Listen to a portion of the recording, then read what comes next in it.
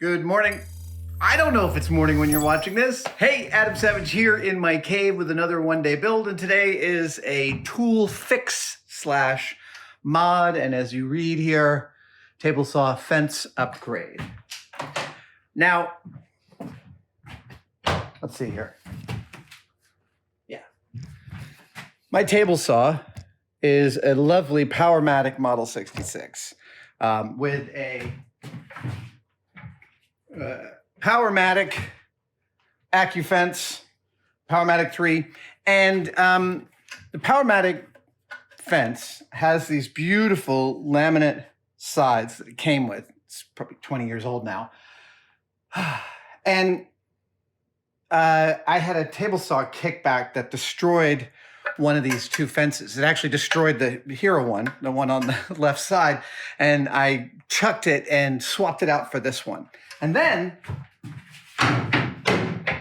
I went looking, I called Powermatic for some new sides, and they don't have them. They were on back order, got a lot of different answers. And then I was able to find a beautiful pair of, I think, UHMW sides made by Choate Architectural Millwork out of Tennessee. And Bill Choate, well, I bought these on eBay. Bill Choate fulfilled this order. These fit this fence and will make it just smooth as silk. And Bill Choate actually called me this morning just to make sure I knew how to install these. And I was all like, yeah, I'm pretty sure I know how to install these. And then he gave me a couple of tips, which I might not have known about. So I really appreciate that extra mile that Architectural Millwork went in satisfying this customer. And we're gonna continue on by attaching these beautiful sides to my fence and making it feel like it's new again. Yeah, all right, here we go. Grab my apron. So, let's see, came with a bunch of hardware. Let me open that.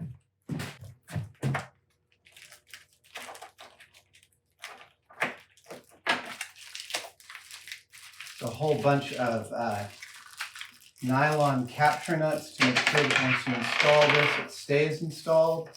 But because it's not plywood, because it's actually plastic, if one were to install this and put too much tension on the system, one could deform the plastic, and all of a sudden you get this wavy plastic on the fence, and then all that work that you've done and the expense you've gone to get this part is for naught. So, I'm gonna turn this over, and I gotta go get myself, oh, let me crack this open too.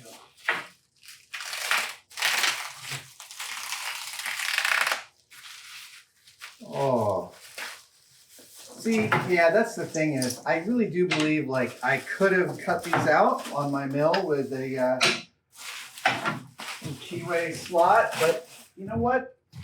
I'm gonna leave that sort of thing to the professionals. And look, it's got my name on it, and he even said, "Thank you." That's the benefit of working with small businesses, you know? Okay. Is this the same nut? It is. Okay, I'm gonna go get myself a box and a wrench.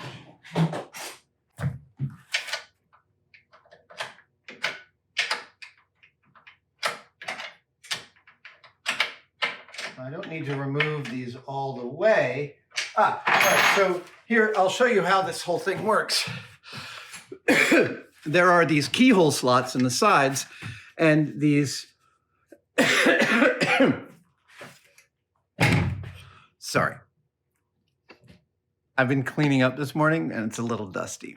I don't have COVID, okay? So here's how this works. The fence is a large piece of open box steel with a dozen or so, 2, 4, 6, 8 keyhole slots in it. And those keyhole slots are filled by these captured carriage bolts, right? And the carriage bolts are tightenable because up here at the top, there we go, you've got a little square shoulder, and that square shoulder rides right in that slot and allows you to tighten this down. But the key thing that Bill Choate was calling me this morning to let me know was get it close, but don't worry about getting it super tight. You just want to get it a little bit tight. You try and go too far, you'll deform the plastic. These pieces will start to move out of the way. You'll get a wave here, and all of a sudden you're totally boned. I'm gonna get a sip of something. Today's drink comes courtesy of a fan, a Scottish fan, who sent me a whole bunch of Scottish sweets like tea cakes and snowballs and caramel wafer bars for my birthday. And this wonderful fan also sent me, well, they sent me a soda wearing a kilt with a sporran and everything. This is my soda kilt. I'm keeping this forever. And they sent me, apparently this is a classic Scottish drink, Abe Dieckman. I have no idea if I'm pronouncing that correctly, but it's actually quite delicious. It's got a very strange taste. It's like drinking a fruit-flavored bubble gum. That would be my best guess. All right, enough of the Abe Dieckman. Let's get to some installing. There we go. So.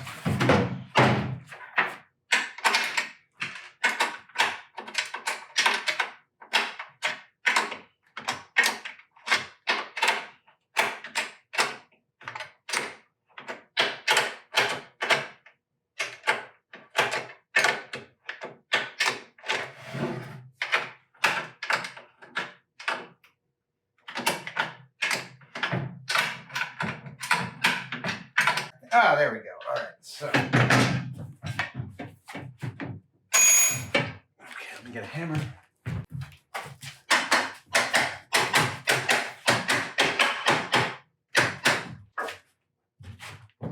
I know. It's driving me crazy.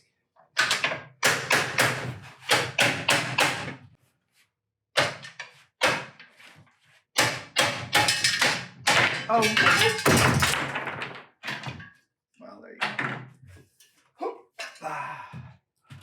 I realized that I could have just slid the whole thing forward into the key slot.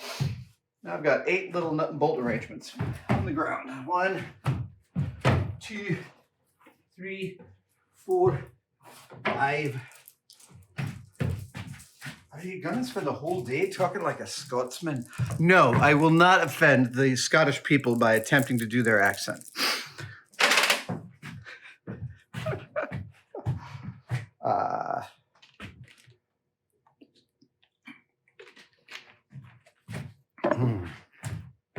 Yeah, I have, okay, that fence goes away.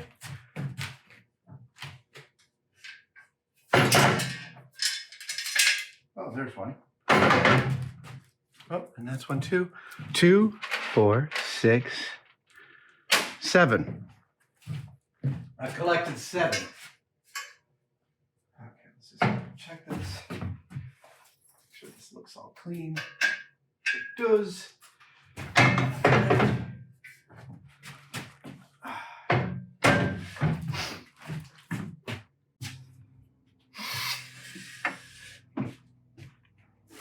Okay, so what Bill told me was specifically to hold on to the shoulders of each nut, of each bolt, and thread in the nylocks until the bolt end is a 1/16 of an inch proud over the end. So I'm going to start all these so I can assembly line this process.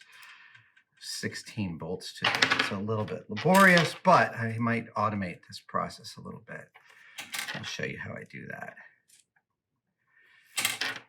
But I'm a big believer in assembly lining tedious work. So you set it up, 1, 2, 3, 4, 5, 6, 7, 8. That's halfway there. 9, 10, 11. Oh, hey.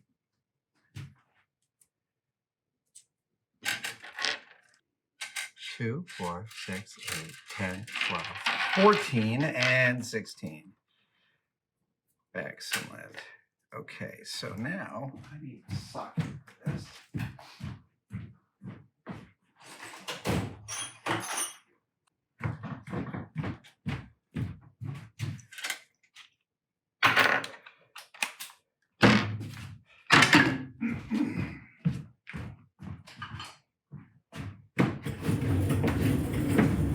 All right, here is how I plan to make this work in an expeditious fashion. I am going to hold on to each one of these like this. Oh. I'm going to use needle nose pliers. Sorry, I'm going to use these needle nose vice grips. And then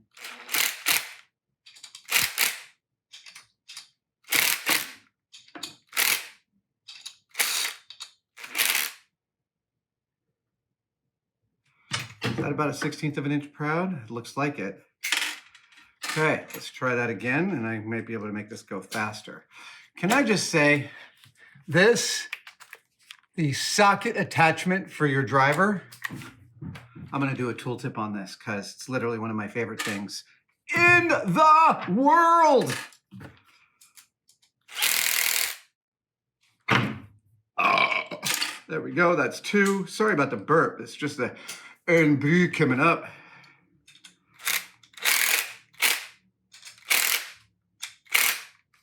Alexa, play some bagpipes. Playing bagpipes music on Amazon Music.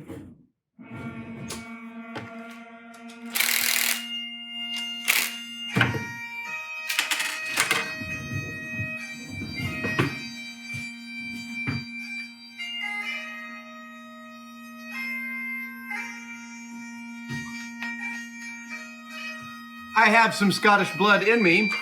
I don't know how you'd tell if I didn't tell you. Kidding.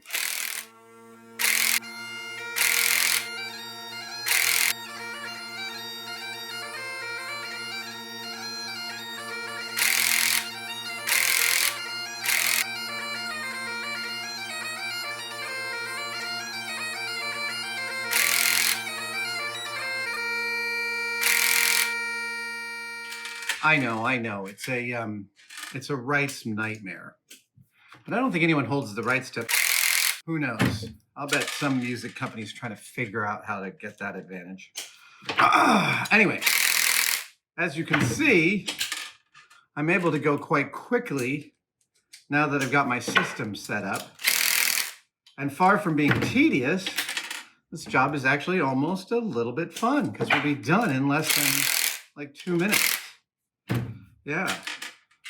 Okay. Don't get away.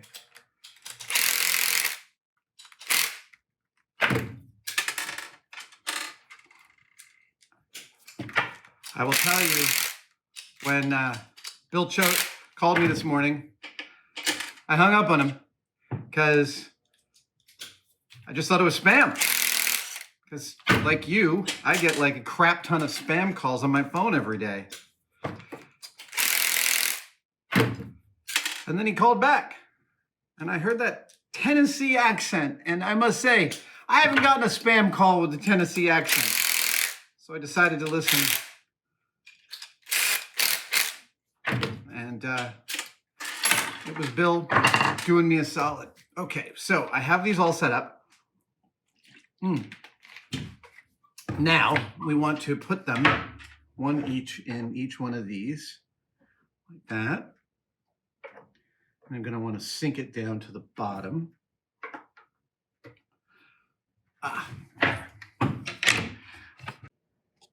So my nuts are all done.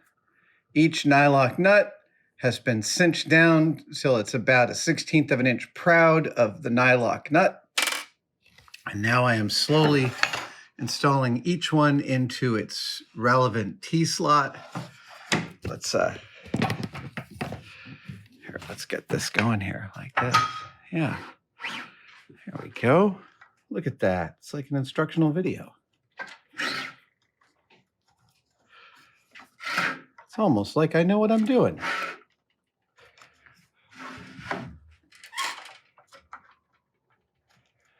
Okay. I'm going to sock those down in a minute. In the meantime, we'll get this one going. I will say that Bill told me if I ended up marring the face of these with my table saw blade, that they were manufactured with just enough meat that I could run this through the planer and make a nice smooth surface. And as you know, the planer now lives underneath my table saw. That's a different one-day build. So that would be an easy fix, but I don't plan to let that happen. Okay, let me go get a screwdriver so I can jam those.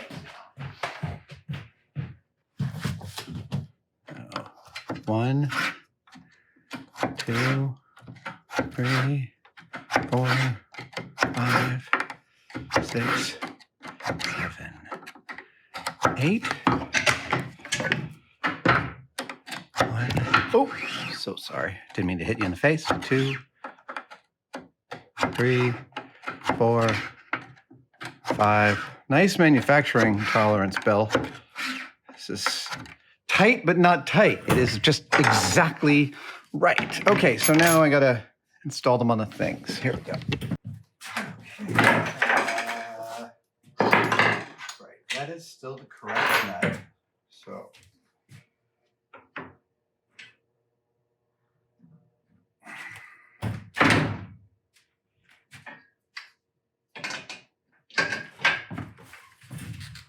Yeah. Ho-ho! A 1/16 of an inch is about just perfect. How awesome. How awesome. How awesome! Okay, so we're gonna just, you know what I'm gonna do? I'm gonna space this with a piece of, yeah, that's exactly right.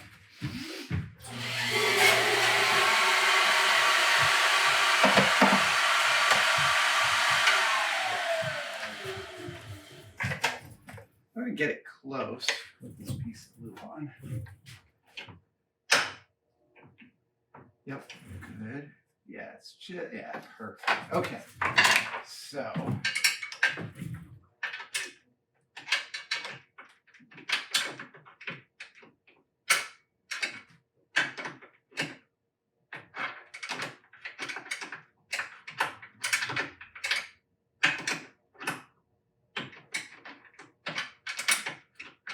For some reason, I forgot what was loosey righty tighty.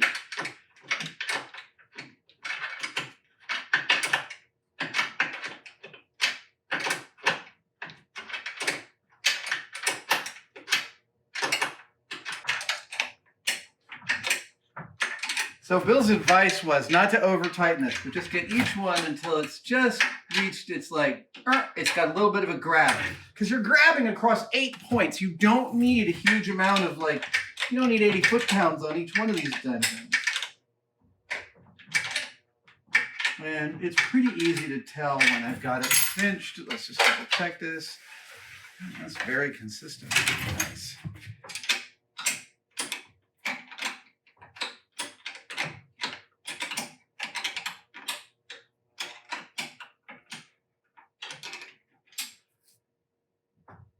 Okay, let's get the other one up. This is the hero one. Oh, lovely. That is really sweet. Okay, so let's cinch it all the way down to the bottom of the keyhole. Let's line it up with this.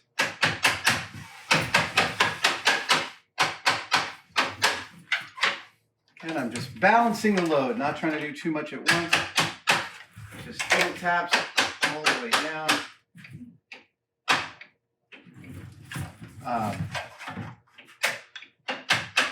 Turns out Bill makes all sorts of things that fit the Powermatic models, which is great because I have some Powermatic models. Yep, okay, that's the, so I'm gonna get this one in until it's got a grab.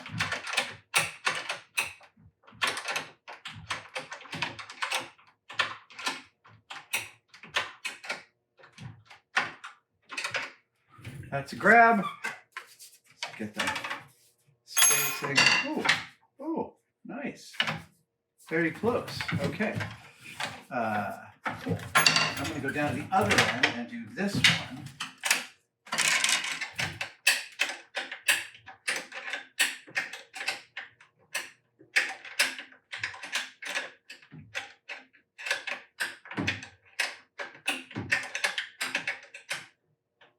You know, one of the things I learned reading Zen and the Art of Motorcycle Maintenance was that most repair manuals are written by people who don't actually work on the machines for the manual that they're writing. And I will say it's really amazing when you get the person who built the thing to call you and give you advice, as Bill did this morning. Because you know what? Telling me to make these all proud by a 1/16 of an inch was the exact perfect measurement that they all fit on and didn't require too much tightening later. That was like this secret sauce, little, just perfect bit of advice. And that's the kind of thing you can only get.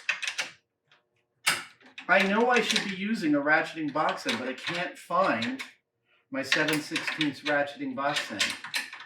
That's a separate day of organization.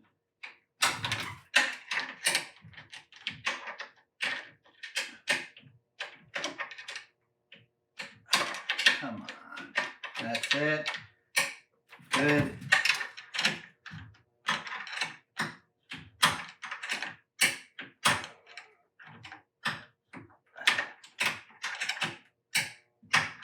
Yep.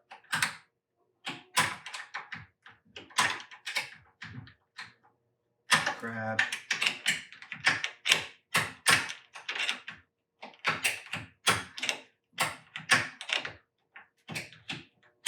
Almost there. This is my, oh no, this is my second to last bolt. The penultimate bolt. Yeah, okay, that's nice.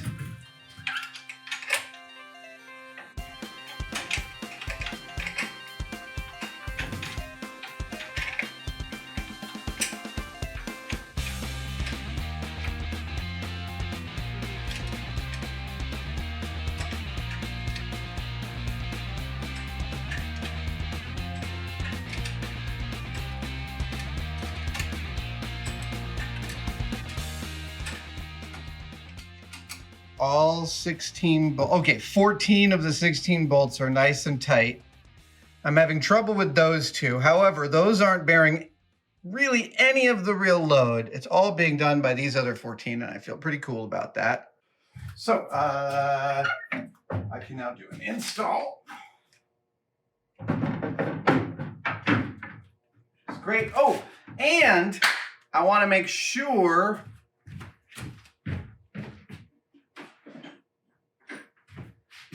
that my measurements are still right. So this little guy here, actually, this right here is how I know my distance to the table saw blade. And whenever you're mucking with the fences, well, you got to make sure that this is totally correct. So that's the next thing I'm going to do. So first things first, I'm going to unplug the machine. Great. I've got the plug right there, so I don't have to worry about it turning on. I'm going to raise the blade, and I'm going to use a 1, 2, 3 block.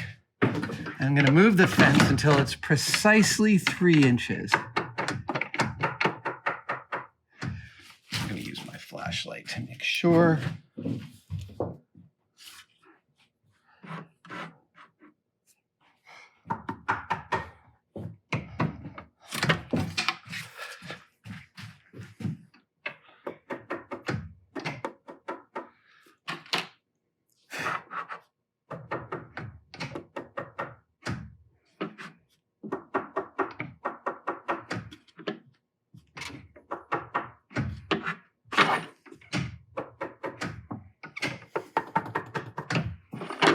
Oh, too far.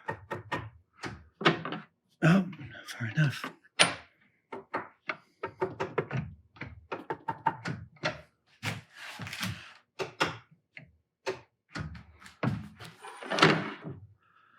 Ooh, that's... Nope, not quite. I want to show you what I mean by not quite. Sorry about that. See this? See the 1, 2, 3 block bumps into the tooth? That's no good. I'm off by about probably 7 or 8 thou. So still to be a little bit of adjustment. There we go. That's it right there. Perfect. Okay. Now it's time to adjust this guy until it reads exactly 3. Yeah, it's just a little bit proud.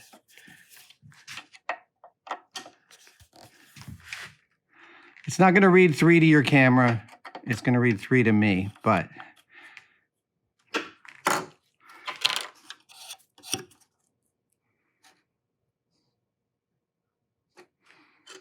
we go.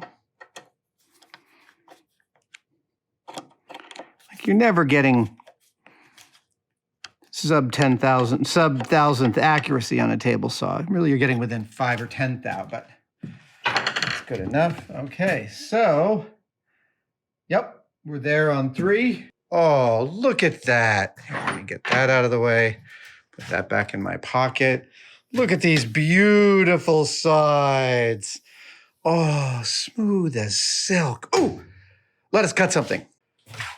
Yes, it's time to cut something. That's the last thing that we want to do with this table saw, so let me plug it in. Ow. Ah, there we go. Up on my head. Okay. Oh, so nice and smooth.